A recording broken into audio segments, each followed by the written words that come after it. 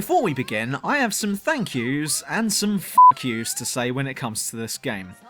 First off, I'd like to give a big fuck you to the developers for not optimising this game even once since it came out, even though they've released countless patches. I'd also like to give a big fuck you to whoever designed the difficulty system, because, let's face it, it's bollocks.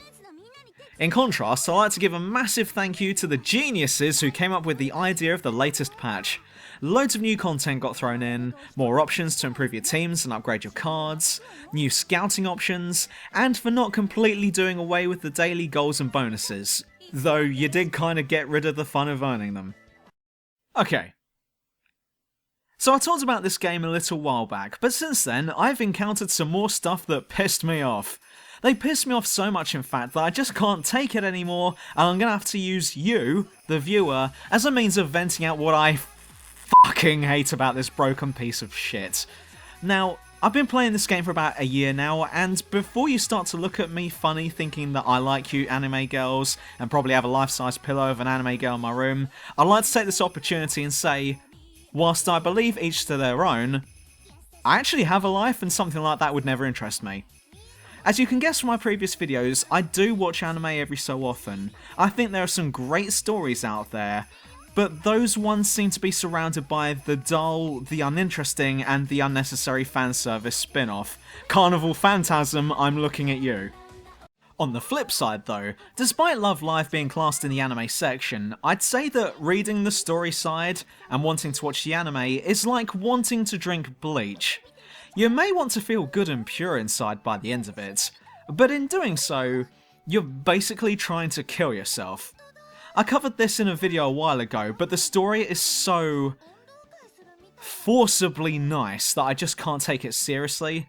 Oh, and don't get me started on the anime. In one episode, one of the characters realised that she was putting on weight and tries to go on a fitness program, but it all got resolved by the end of it because she forgot to eat and lost weight that way. What kind of message is that for kids?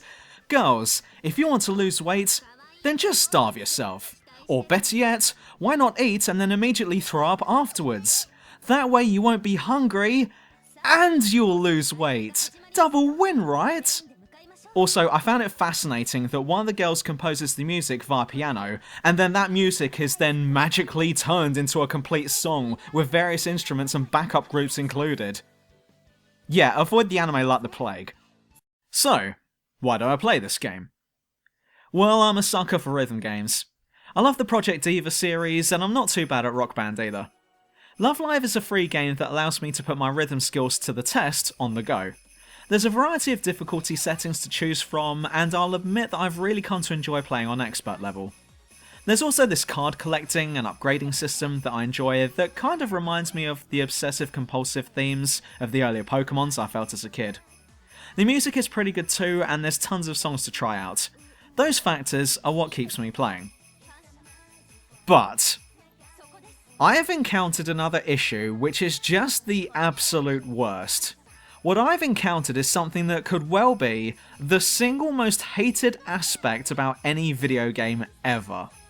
Now, I want to disclose straight away that I put a lot of research into this, as to begin with, I thought I was just being dumb and not paying enough attention. Then I thought it might have been a bug, but I want to assure everyone watching this right now, what I'm about to say is 100% legit, and I'm not throwing my toys out of the pram and blaming my problems on this game. After a while of playing, I managed to get good enough to play expert level. Here more notes appear on screen, and they'll come at you at a quicker pace. To give you an idea of the difficulty, a song on hard will usually contain on average about 250 notes. A song on expert will have, on average, 460 notes jammed into the same time frame. So it's going to be harder.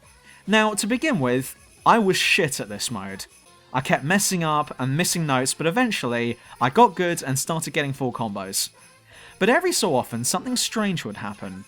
During a song, I'd see a note appear, I'd hit it in time, yet for some reason, the note would just continue to fly past me and it'd register as a miss. At first I thought I was just being shit and not actually hitting the note.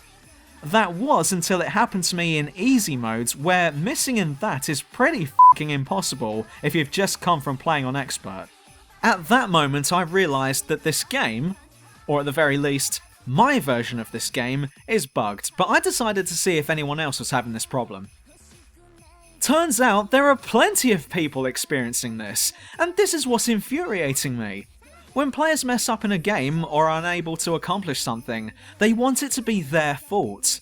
They want to know that the reason they failed was because of them, so practice, perseverance and patience will eventually win out.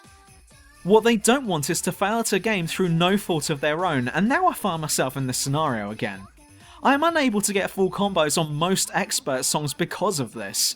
If you look at my scores, you'll see 446 perfects, 20 greats, no goods, no bads, and 1 miss. And the only reason I got that 1 miss was because the system that records hits and misses in this is broken as f***. This is really making me want to chin this game off, because it's basically putting a handicap on what I can achieve. It's even worse in competitive events where I have to play against 3 other players. They all get full combo, and then there's me with a 200 combo looking like an absolute retard, when in reality, I got full combo as well. So tell me, why should I play a game that's punishing me for something that isn't my fault? Look, there are times where I f*** up, and I will always hold my hands up to those moments, but it just seems more often than not that this game isn't doing what it's supposed to be doing. And if enough people are experiencing this as well, why don't the devs fucking fix it? Plenty of patches and updates have come out, yet none of them address this issue. Instead they just want to add in some more crap story chapters because someone apparently likes them. I just fucking skip through them. If there's a way of unlocking more songs without reading those chapters, then I'd do it. Oh, and while we're on the subject of difficulty settings, what's the deal with technical difficulty? This only appears in events, but it's supposed to be one of the hardest difficulty settings. It has the same number of notes as expert, it costs the same amount of points to play as expert, and you get the exact same rewards as expert as well. The only difference is that the notes are random, meaning that you can't get used to it. So if that's the case, why would you ever play it in a competition that's all about getting more points than everyone else? The only reason you'd ever want to play this difficulty is if you hated yourself. Also, the difficulty rating system is complete and utter bollocks. Each song will have a difficulty grade, usually ranging between 1 and 10, 1 being the easiest and 10 being the hardest. However, ignore it. Trust me, there are some songs that are rated 10 that should be 8. You'll play 2 songs on Expert, both ranked 10, and one of them is in a league of its own. Fucking ridiculous.